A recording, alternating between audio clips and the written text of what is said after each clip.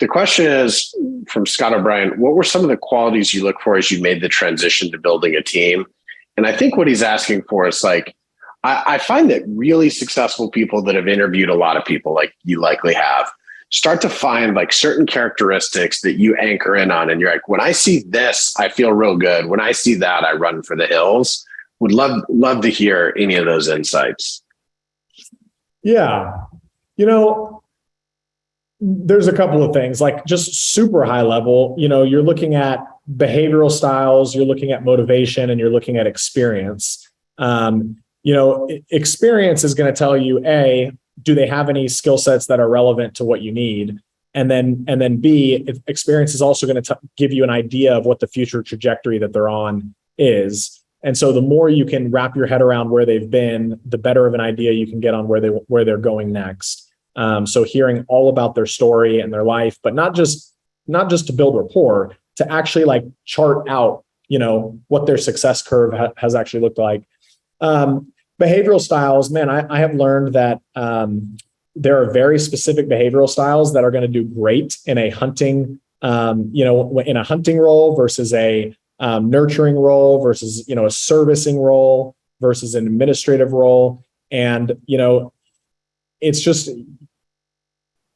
like putting trying to put a round square in a round hole, whatever the square peg in a round hole. Yeah. Like the most simplest of behavioral assessments, the DISC, you don't put a high C into like, a buyer's agent, into a buyer's agent role. Like it is true that there are buyer's agents that are high Cs that are high performing and really good, but you would never build a model off of trying to find the needle in the haystack there. And so what I learned is like, you've got to get really clear around what is their natural behavioral style. Is it like hard driver? Is it, gregarious, wants to be talking to people? Is it, the nurturing service oriented person? Or is it like the detail, like analytical person? And being able to really understand that about a person early on is like just an early, easy way to do things. And then motivation, like what are they motivated by and how motivated are they? And like sometimes if it's like you're hiring a, like a listing coordinator, you don't need somebody that's trying to take on the world. You're trying to hire like an inside salesperson, that's very different. So anyway, that's some basics. And then when I look into, and the other thing too is like, I'll say I used to hate the part of hiring that we call reference checking. I hated it because it felt like an administrative task that never got me any value, because everybody I called basically just told me nice things about the person, and it took forever to get them on the phone and actually get, those conversations to happen, and I was busy.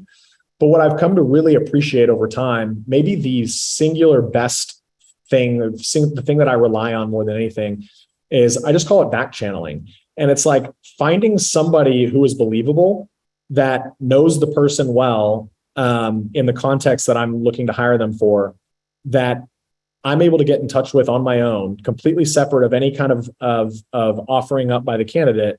And I'm able to get genuine, real feedback. And sometimes that's hard to do. Sometimes that's easy to do. But back channeling for me has saved me an ungodly amount of stress and money, by identifying reasons not to hire somebody early on in the process. And not back channeling, or not listening to back channels has also cost me a lot of money. And so like when you're like anchored to hiring somebody and then you like get a red flag, but you kind of like give excuses for the red flag because you're already like committed to hiring them. I look back, and every time I've gotten a red flag later on in my relationship with that person, I've gone back and gone, why did I not? I heard that, I knew that. Why did I not double click into that more?